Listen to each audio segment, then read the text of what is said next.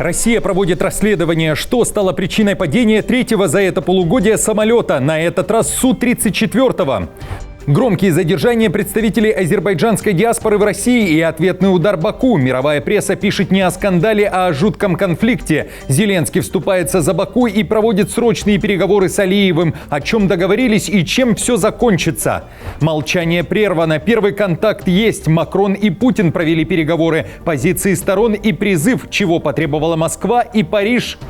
Германия платит за удары по России. Берлин оплатил производство дальнобойных дронов для Украины, которые могут поразить цели на расстоянии 1500 километров. Детали контракта вас удивят. Белорусский оппозиционер Тихановский, который недавно вышел из тюрьмы, собирается нанести ответный удар по Минску. Детали предупредительного заявления. Досмотрите. Всем привет, это «Время Прядко». Коротко, четко и по делу о том, о чем говорят в мире. Если вам есть что сказать, делитесь своими мыслями и отвечайте на мои вопросы в комментариях. За лайк и подписку буду особенно благодарен. Время начать. В России проводят расследование потери сверхзвукового истребителя-бомбардировщика Су-34. Потеря не боевая. Произошла накануне на территории Нижегородской области. По данным Ростелеграм-канала Fighter Bomber, штурман погиб. Однако в Минобороны РФ утверждают, оба члена экипажа живы. Самолет упал в лесу примерно в 10 километрах от военного аэродрома Савослейка. В ведомстве Белоусова заявляют, что истребитель выполнял плановый учебно-тренировочный полет без боекомплекта и уже успели озвучить причину. Она техническая. При заходе на посадку произошел отказ системы выпуска одной из стоек шасси. Экипаж провел несколько попыток по устранению неисправности в полете, однако ситуация не изменилась. По команде руководителя полетов экипаж вывел самолет в безопасную зону и катапультировался. Это уже третье крушение самолета ВВС РФ за последний год. В апреле в Иркутской области разбился ракетоносец-бомбардировщик Ту-22М3, а в конце марта в Приморье упал Су-25. Пилот выжил. В обоих случаях Минобороны РФ заявляла о технических неисправностях авиасуден. Тотальный контроль. Польша начинает пристальные проверки на границах с соседними Германией и Литвой. Старт 7 июля. Об этом заявил премьер-министр Туск. Так, Польша хочет бороться с наплывом нелегальных мигрантов. Туск говорит, что Германия часто отказывает беженцам во въезде. И сложилась ситуация, когда Польша вынуждена принимать тех, кого не пустила ФРГ. Также премьер объяснил, зачем ужесточать контроль на границе с Литвой. Намекает, проблема исходит из РФ и Беларуси. К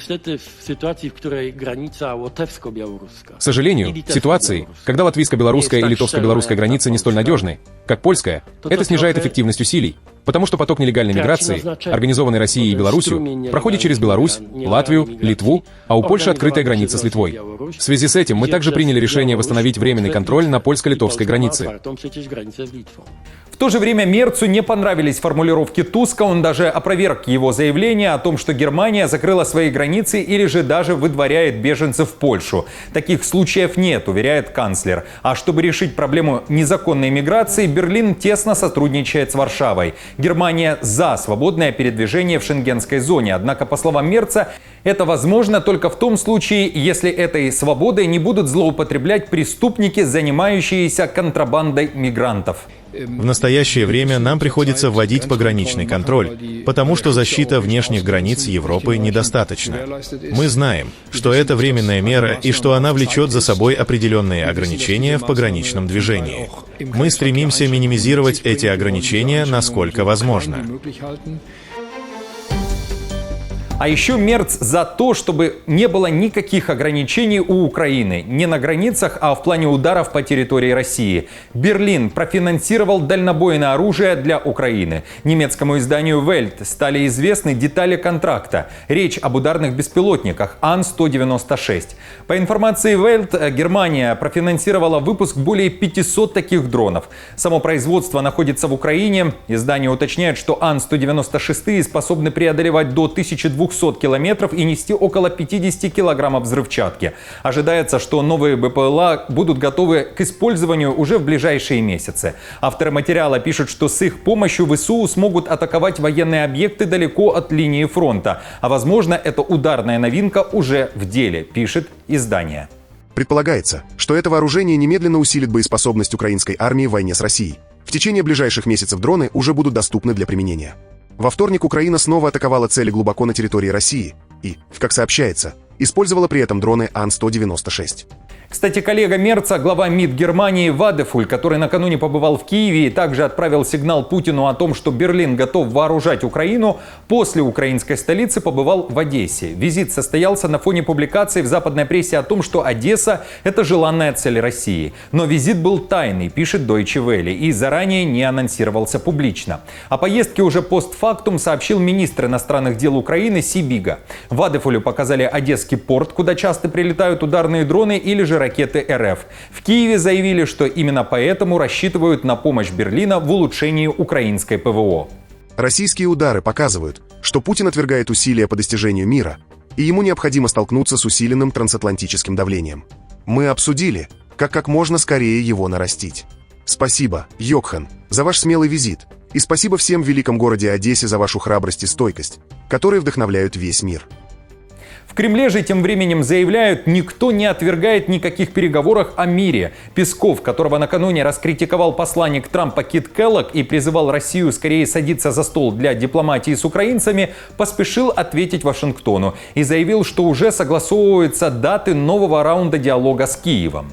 Мы признательны за те усилия, которые прикладывает Вашингтон и члены команды Трампа с тем, чтобы способствовать переговорам по украинскому регулированию. Вы знаете, что сейчас на очереди согласование сроков проведения третьего раунда. До сих пор выполнялись те договоренности, которые были достигнуты в ходе второго раунда переговоров российско-украинских, которые состоялись в Стамбуле. А дальше надо просто собираться. Когда договорятся, будут выполнены все предыдущие гуманитарные договоренности, соберутся и будут дальше уже обсуждать. Здесь как раз никто ничего не затягивает. Мы, естественно, заинтересованы в первую очередь, чтобы добиться достижения поставленных целей и целей, которые мы пытаемся достигнуть в ходе специальной военной операции, политики дипломатическими средствами. Поэтому мы не заинтересованы в том, чтобы что-то затягивать. А уже во вторник вечером произошло то, о чем сейчас массово пишет западная пресса, в частности французская. Контакт налажен. Впервые после стольких лет тишины Макрон и Путин внезапно провели телефонный разговор. В Кремле говорят о содержательной беседе. Обсудили ситуацию на Ближнем Востоке и, конечно же, в Украине. В Москве заявили, что причина войны – внимание в политике Запада, который не учитывал интересы России. Говоря о перспективах мирного урегулирования, президент России подтвердил принципиальные подходы к возможным договоренностям, которые должны носить комплексный и долгосрочный характер, предусматривать устранение первопричин украинского кризиса и опираться на новые территориальные реалии. В Елисейском дворце опубликовали свою версию разговора. Там также больше акцентировали на Ближнем Востоке. Об Украине один абзац. Макрон призвал Путина к переговорам. Что касается Украины, президент республики подчеркнул непреклонную поддержку Франции суверенитета и территориальной целостности Украины. Он призвал к скорейшему установлению прекращения огня и началу переговоров между Украиной и Россией для достижения прочного и устойчивого урегулирования конфликта. Оба президента продолжат обмен мнениями и по этому вопросу. Украинские медиа сообщают, что Макрон после этого звонка созвонился еще и с Зеленским. Собирается, кстати, выстраивать мосты с Зеленским и новоизбранный президент Польши Навроцкий. Накануне он заявил, что у Польши очень много общих интересов и общих целей с Украиной. Кроме того, Навроцкий уже сейчас дал понять, Украину в НАТО сейчас не ждут. В настоящее время Украина не имеет возможности вступить в НАТО, так как находится в состоянии войны, и ее вступление автоматически приведет к вступлению в войну всех стран-членов НАТО. Поэтому нет смысла пересматривать этот вопрос. Я, конечно, являюсь противником безусловного вхождения Украины в ЕС. Многие государства, в том числе и Польша, много лет ожидала и выполняла конкретные ожидания Европейского Союза, чтобы стать его частью. Новый фронт. Баку задерживает россиян, Москва – азербайджанцев. Пресса пишет уже не о скандале, а о жестком конфликте. В России накануне громко задержали главу азербайджанской диаспоры Шахина Шихлинского. Задержание азербайджанского бизнесмена произошло и в Воронеже. О нападении на представителей диаспоры трубят все информационные ресурсы двух стран.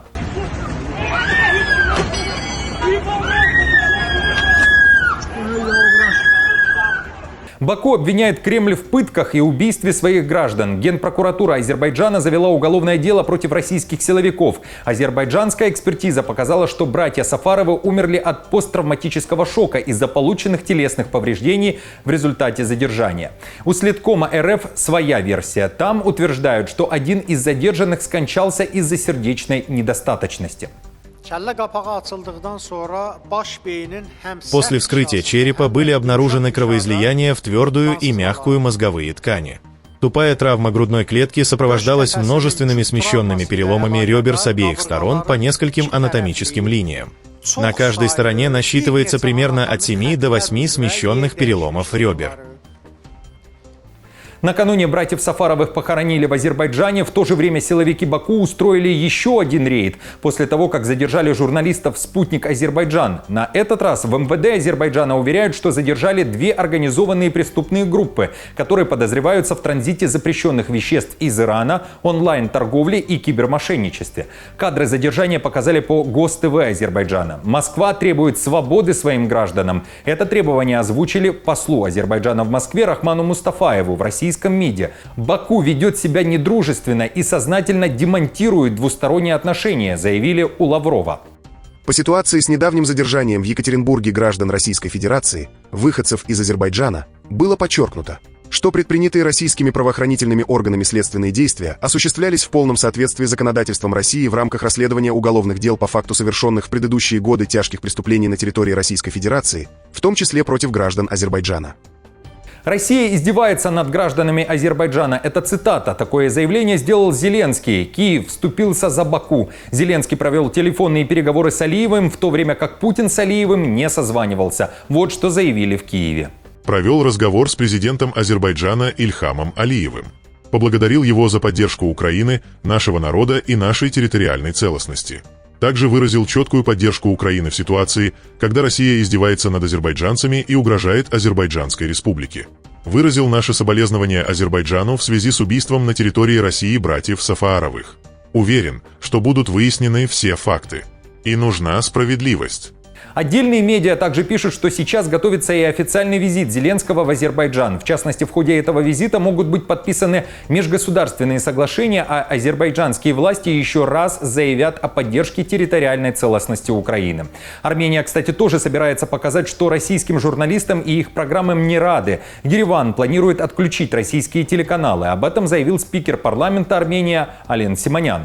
Комментируя освещение российскими телеканалами ареста российского миллиардера Самвела Карапетяна, которого власти Армении обвинили в призывах к захвату власти в стране, Симонян раскритиковал высказывания некоторых российских парламентариев о том, что арест Карапетяна вредит отношениям Еревана и Москвы. Далее цитата. «Возможно, они посмотрели передачи своих дегенеративных ведущих, и у них сложилось впечатление, что это действительно бьет по армяно-российским отношениям». Конец цитаты. Я считаю, что в связи с этим мы должны очень серьезно обсудить вопрос прекращения трансляции российских телеканалов на территории Армении. Если государственные каналы позволяют себе вмешиваться во внутренние дела Армении, возможно, нам тоже хотя бы следует закрыть им доступ в квартиры нашего общества.